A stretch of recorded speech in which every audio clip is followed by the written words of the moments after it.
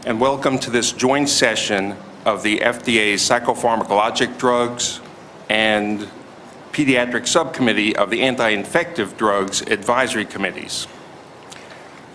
I'm Dr. Matthew Rudolpher, a research psychiatrist at the National Institute of Mental Health, today wearing my hat as chair of the advisory committee. My daughter Cecily had only been taking Paxil for 2 weeks before she died, during which time her condition greatly worsened. By the day of her death, change the slide please, was pale, unable to sleep, almost unable to converse, and in a frightened, agitated state, jumping at the slightest noise. That night she got up and without turning on any lights went into our kitchen only 40 feet from where I was half asleep. She stabbed herself twice in the chest with a large chef's knife. The only noise was a slight yelp and a thump on the floor when she fell on the floor. This was a young woman who had everything to live for. She'd just completed applications to grad school and received a large pay increase the month before.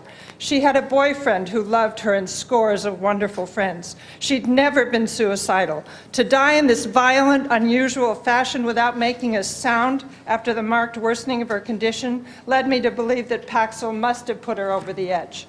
Her autopsy revealed she had a very high blood level of Paxil, which reflects poor metabolization and is a feature common to many of these suicides. I believe this induced an intensely dissociative state, perhaps even sleepwalking. SSRIs suppress rapid eye movement and block the muscle paralysis which occurs in this stage of sleep. The whole regulation of waking, sleeping, dreaming occurs in the brainstem where the serotonin neurons are clustered and where SSRIs are having their impact.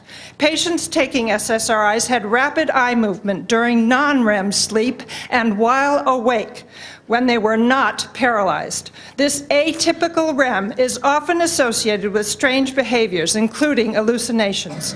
The effects of SSRIs on sleeping, waking, on consciousness itself are ill understood. From accounts of people under the influence of these drugs, I believe SSRIs can alter consciousness in some mysterious and frightening way that is not normally seen, even in mental illness. I'm certain this is what happened to my daughter.